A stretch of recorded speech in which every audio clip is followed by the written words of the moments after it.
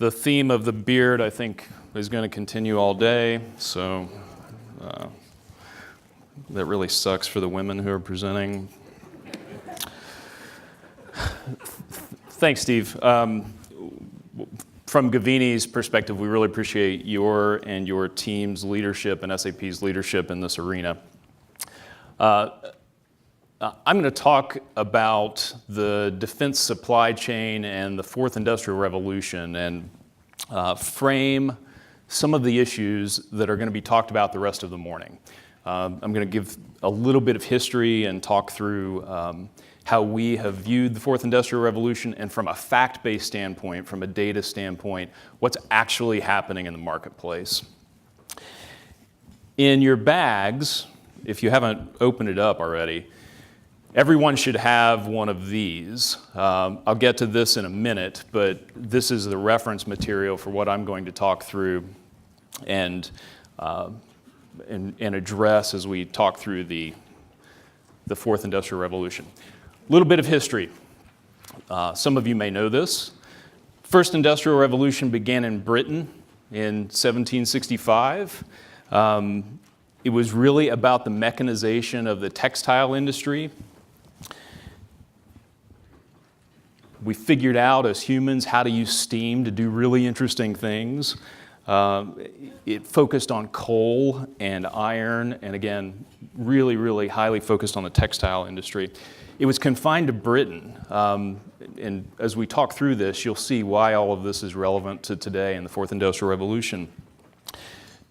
Britain had a head start in terms of its industrial dominance. It forbade the export of any of its technology or any of its people as it began to build these technologies. And again, you start to see that today. During this period, if in our business and my company, when we refer to people as Luddites, it's typically a technology reference that's quite disparaging.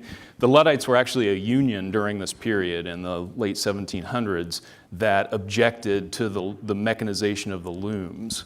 And they broke into the factories one night and used sledgehammers to break the looms, thinking that would stem the advance of the technology. Obviously that didn't happen, but again, there are good analogs to today. Fast forward about 100 years to the second industrial revolution in the late 1870s. This is the first assembly line. This is when we began to use electricity to create mass production. And steel replaced iron. We began to use steel for railroads, so transportation expanded in interesting ways. Alexander Graham Bell invented the telephone in 1876. Edison and Swan perfected the light bulb. Prior to this, manufacturing and industry had to happen during the day. There was no light at night. So this allowed, all of a sudden, 24/7 manufacturing. The other thing that changed during this time was the oligarchical ownership of businesses. So during this period, you could buy common stock, and insurance companies began taking positions in companies. So the economics of these businesses and the corporate ownership changed.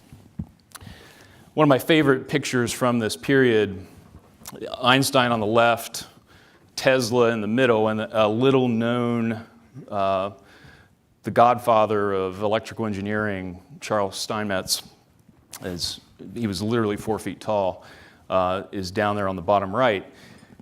He was the guy, if you don't know the story, I'll tell you the story. GE engineer, had something like 500 patents to his name. After he retired, GE had a big system that broke down, and they invited him back on a contract basis to help fix this platform that broke. And he walked in with a piece of chalk and put an X on the part of the machine that was broken and sent them a bill in dollars at the time for $10,000 for identifying the broken part. GE objected to that. They asked for a breakdown. He sent them another invoice that said, piece of chalk, $1, knowing where to put the X, $9,999. And they paid the bill. Fast forward yet another 100 years to the third industrial revolution, which really tees up much more fundamentally the things that we're going to talk about all morning and the things I'm going to talk about for the fourth industrial revolution. 1969 was the year that the first programmable logic control system was implemented.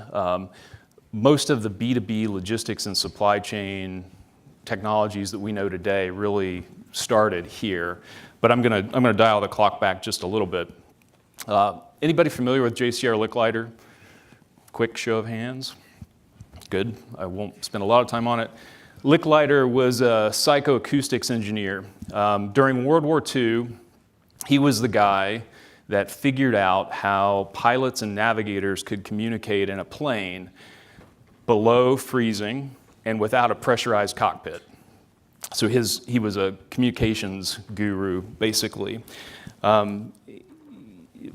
Difficult to do at 35,000 feet when you're taking fire, obviously. After the war, he helped establish the Lincoln Lab at MIT, and he developed something called SAGE. If you're familiar with SAGE, it's the semi-automatic ground environment. This was what NORAD used as the air defense system for the US from the 1950s through the 1980s. If you've seen this in actual pictures of it or seen it in science fiction movies, it's real. This was something that, again, as the backbone of NORAD, carried us forward for almost 40 years. As SAGE began to develop, this happened. Castro was pissed off because of the Bay of Pigs.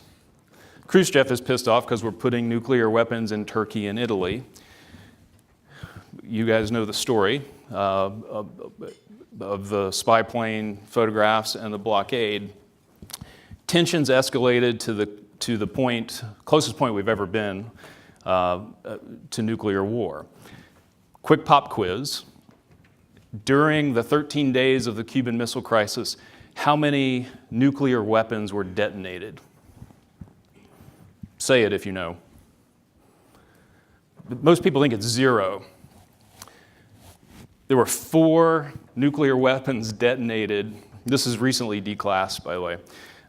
4 nuclear weapons detonated during the Cuban Missile Crisis. 2 by the US and 2 by the Soviets. Think about, during this high tension time, having the desire to shoot off a nuclear weapon and detonate it into the atmosphere from either side, knowing how that could be interpreted. Yet we did it.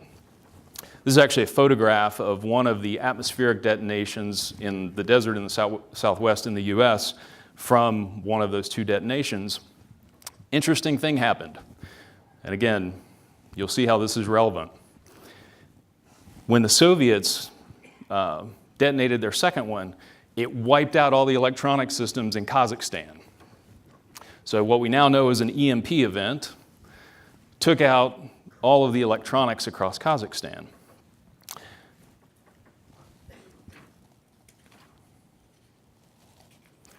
Even the electronics that were buried as deep as 4 feet underground were taken out. This news got back to the US, not surprisingly, and Kennedy at the time said, fractions of seconds matter. The communication systems that we have are insufficient when you have to pick up a red telephone to call to launch a nuclear strike. And that led him to take a bunch of action around what then was C2 and what we know now as C4. Incredibly prescient. And to this day, we're still feeling the good effects of this. That brings me back to JCR Licklider.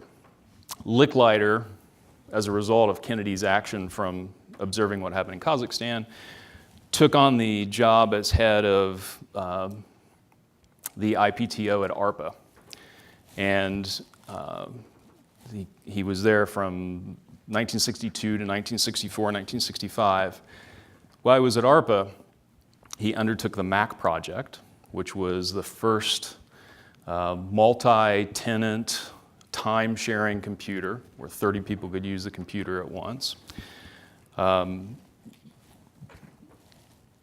He came up with a theory about, this is true, communication among uncorrelated sapient beings on what he called the intergalactic network. If this sounds familiar to anybody, this is what we know from ARPA as the internet today. All of the digital networks that we base everything on, that we all live and breathe day to day, are based off of a lot of the work that Licklider did at Lincoln Lab back in the early 60s. My second pop quiz, does anybody know who this is? From 1999? Yes, who said that? Nice job. People usually don't get that. So Sean Fanning was the founder of Napster in his apartment. Napster, for me, when I think about it, was the precursor to everything we know today in terms of Fourth Industrial Revolution, connected technologies. I mean, reflect back, for those of you who are old enough to remember stealing MP3s on Napster. It was crowdsourced. It was peer-to-peer. It was decentralized storage. There was a currency that was pre-Bitcoin that you could use as an exchange rate between people. Again, uncorrelated sapient beings on a network exchanging things. What we know today as digital operating models are based off of that evolution of technology and even feeding quantum computing and AI and machine learning as we know it. That brings us to today and the Fourth Industrial Revolution, which underpins everything we're going to talk about. The Fourth Industrial Revolution is really an unintended consequence of the Third. There's some debate in academic circles about whether or not it's really a Fourth Industrial Revolution or is it just an extension of the Third.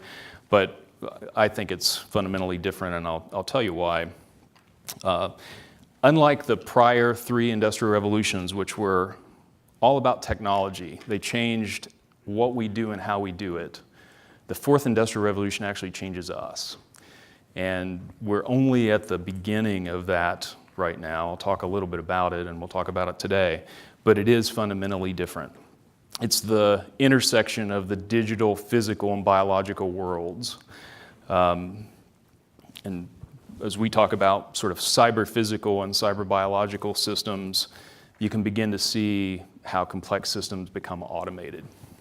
It's a little bit like this guy embedding himself in everything we do, including biology, which is a really scary concept when you think about it. It's everywhere. We see it in transportation, we see it in healthcare. By 2030, we estimate that there will be 100 trillion sensors connecting the world. 100 trillion sensors. I mean, we all have these in our pockets right now, and it's only growing exponentially.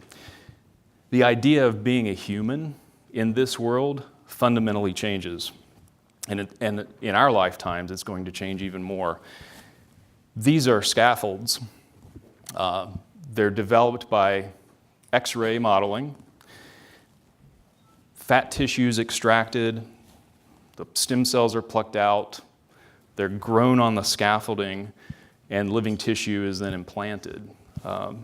Pretty amazing. Our bodies are going to be so high-tech within the next 10 years that we're not going to be able to distinguish between what's natural and what's not.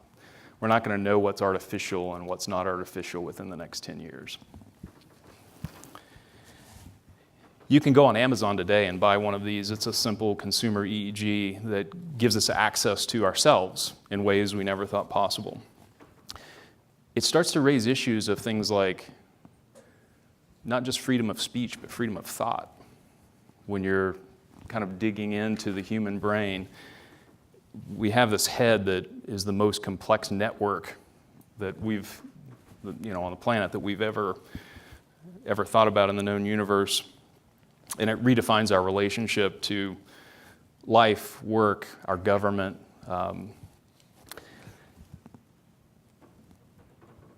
One of the last writings that Stephen Hawking wrote before he died fairly recently was about a breed of superhumans. And this is where we're headed. If you weren't depressed this morning, this should depress you. He fundamentally believed that we were on the path with technologies like the CRISPR technology to edit human DNA to a point where we're actually creating superhumans, and those of us in this room will become irrelevant. So that brings me to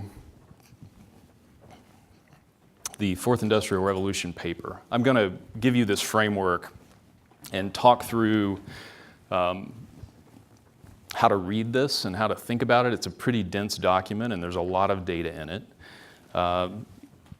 It's a view of technologies, it's a view of the agencies that are implementing those technologies, and it's a view of the companies that make up the ecosystem of the technologies that are providing those to the agencies. On the first page in the document, there's a taxonomy that you'll see with these 5 nodes. It works left to right. Left to right is old to new. So the left side is legacy, maintenance, storage. The right side, which we'll talk about in a second, is the emerging technologies.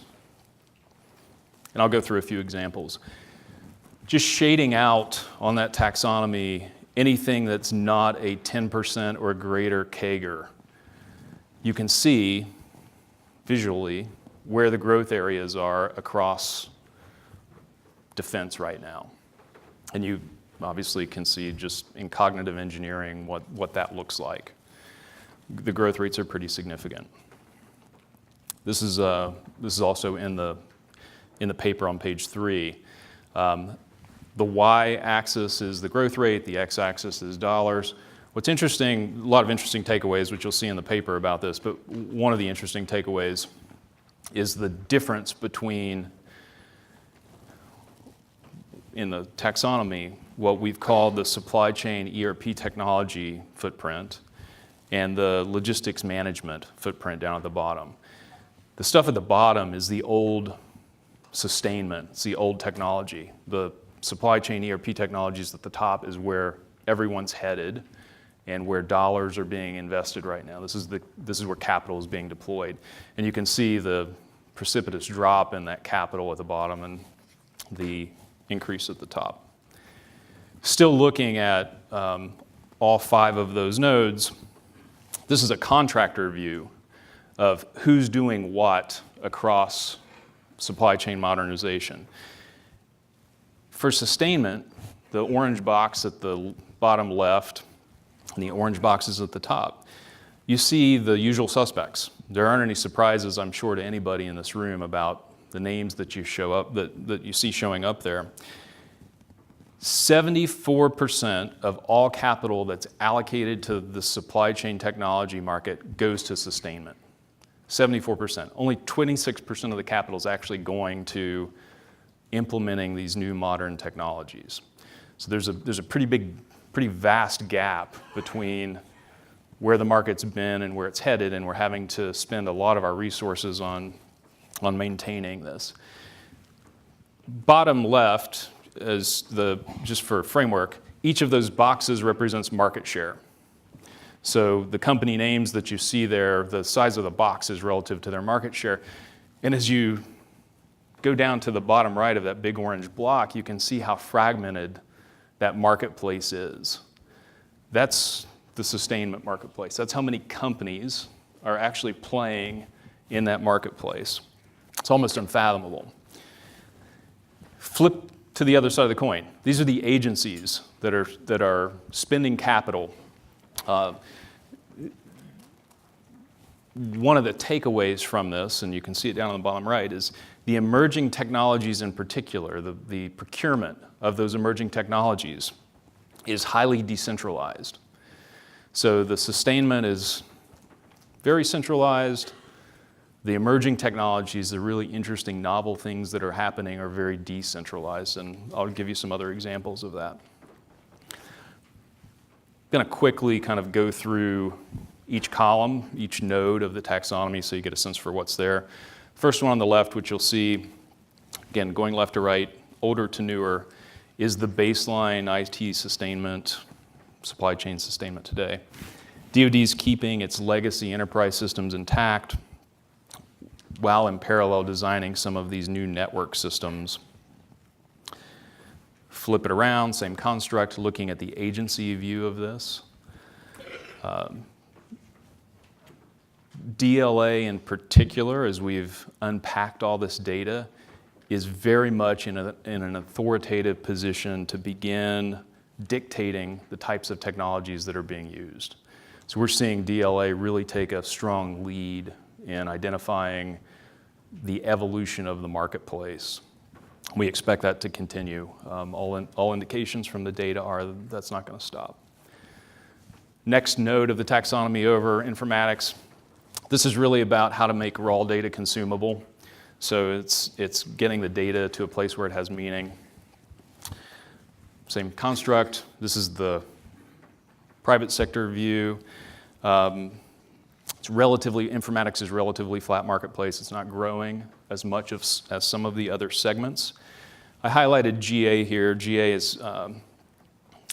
was a surprise as we looked at the data for data collection normalization. This is almost 100% capture through UAV signals.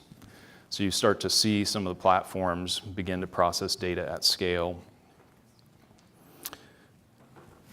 Page 9, kind of flipping it around and again looking at the agencies. Air Force, there you go. Air Force became the lead informatics agency in 2017. All about data collection for them and processing data. Was surprising to us to see that tick up. Perhaps not surprising to you guys. Air Force Lifecycle Management Center was the top contracting office. Working our way from old to new, kind of in the middle of the taxonomy at this point. Transitioning data into a cloud-hosted environment is obviously pretty critical and important to everybody in this room. Really important segment as we think about software as a service, platform as a service, data as a service. This is the vendor view, the private sector view of configurable systems and cloud models. If you compare, the number's not on here, but if you compare the spending in 2014 to the spending in 2017 on cloud, it's a 78% increase. So a pretty dramatic increase, and that trajectory is only getting steeper as it goes forward. I think we all have a gut feel for what this looks like, and we know this is happening, but the data actually proves it out. Agency view. Navy, which you can see there at the top, has consistently used cloud technologies. And you can see again the spike in Air Force as Air Force continues to invest in cloud storage, and for Air Force it's primarily Intel data. The drop in Army, interestingly, when you unpack that data, is principally attributable to fewer VMware instances. So as you dig into it, Army is less and less virtualizing a lot of what they do. Next to last node is the cognitive engineering. This is where it sort of gets really interesting. I'll point out natural language processing at the bottom. This is replacing human reading. So you can think about this as us making steps toward taking humans out of the loop. Using machines to process information faster and at scale that humans can actually process. Common misnomer, when everyone talks about machine learning or the precursor to AI is machine learning, this is what they think it is. The reality is this. It's not algorithms, it's data.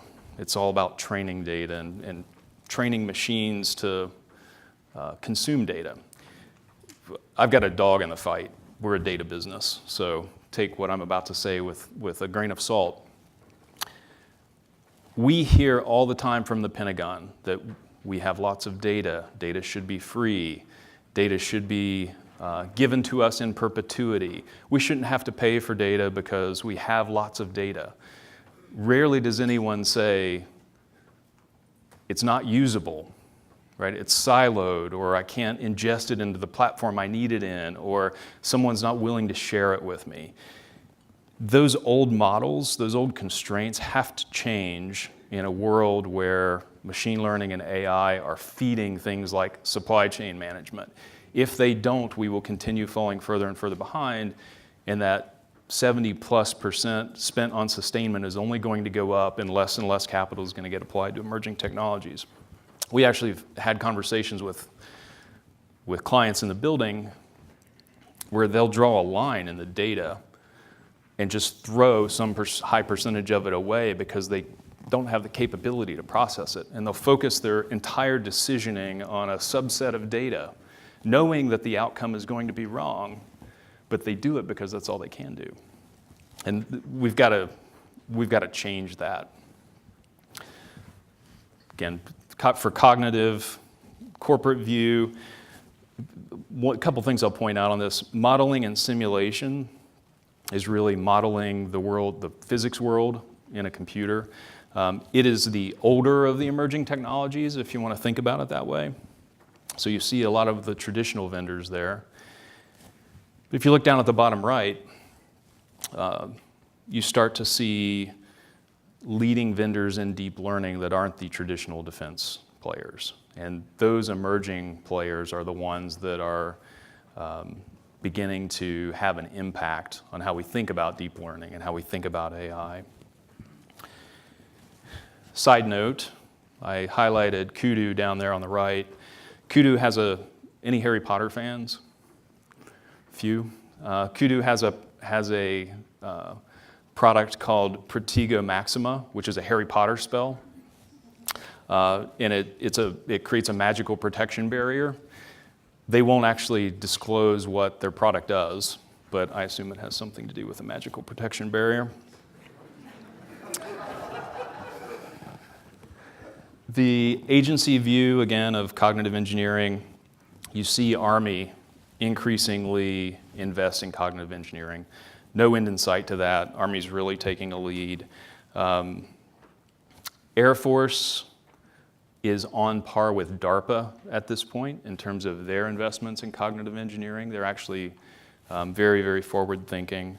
And you see the experimental research arms making investments in deep learning and cognitive engineering. Meanwhile, in China, something you may be aware of, China has a Apollo moonshot or Manhattan Project-like policy for AI. The Ministry of Industry and IT in China has publicly stated that they want to dominate the AI industry worldwide by 2030. They're looking for global dominance in AI by 2030. That should scare everybody here. We don't talk enough about that, in my opinion. The country that figures this out wins. We don't have a Manhattan Project-like effort at this point around AI. We've had a few fits and starts, but nothing to the extent that China has. And again, we're, in my opinion, at risk of losing this if we don't figure it out. So I'd encourage everybody to dig into that deep learning AI node. Pulling all that together, again, far right side of the taxonomy, supply chain monitoring. This is where all of those technologies underpin what we're talking about today and what the topic of today is. DoD, from all the data, you'll see this when you read it, is really transforming how it monitors and manages the supply chain. The old players who had these bespoke one-off supply chain solutions are waning, and those are going away, and there's a much more holistic enterprise approach to managing the supply chain given the advent of these technologies. Last slide or last thing you'll see in the paper is how all of this is being sourced. There's a view of the contract sourcing mechanisms that you'll see in the paper. An observation about how it's being sourced. In the front of the paper, it's the first or second page, as you look through the list of companies that are there, most of those companies are the known suspects. Most of them are the integrators and the large technology firms. The problem with that, if you think about it, we don't do genetic studies on sea turtles because they live for 90 years, right? The life cycle of a sea turtle, you'd have to wait too long to see we do genetic studies on tsetse flies because you can see the entire life cycle in 8 days. 75% of our DNA matches the tsetse fly. The tsetse fly approach is what DoD is starting to do more and more of, but they need to do it faster. As we talk to our clients at DoD and as we talk to our clients in the private sector, there's still a bit of a sea turtle mentality to approaching this when we're competing against China for a lot of these things, who doesn't have a sea turtle mentality. They have a 100-year view of it, but they're implementing the tsetse fly approach. Last two recommendations I have for everybody here if you're interested. Coursera has a fantastic machine learning class. It's free. If you want the certificate, it's $79. But if you don't want the certificate and you just want to go through the 11 or 12 classes, video, it's probably 25 hours worth of classwork, it's absolutely free. If you're like me, I rely on my team, my staff to tell me about technology, and I make decisions around it. This was one of the most informative things that I've done in recent years to go out and understand it myself. And for everybody in this room, as you think about defense supply chain, this is a really critical, fundamental understanding moment. And I'd encourage you all to go out and sign up for this course. It's free, and take it. Super foundational as we think about how the DoD evolves. The second thing I will point out, two of my colleagues are here in the audience, a handful of Gavini people are here in the audience, two in particular. Taylor Miller, who is the senior analyst, who is the big brain behind all of the data, is here. He'll be here today. If you have questions about the data, the white paper, grab him. If you nerd out on this stuff like we do, Tara Murphy-Doherty, who's here as well, would love to talk to you either about nerding out or about hiring you. My shameless plug, if you like this stuff, we can't hire people fast enough. That's all I've got. Thank you very much. I hope it was interesting, and I will turn the controls back over to Steve or my colleagues.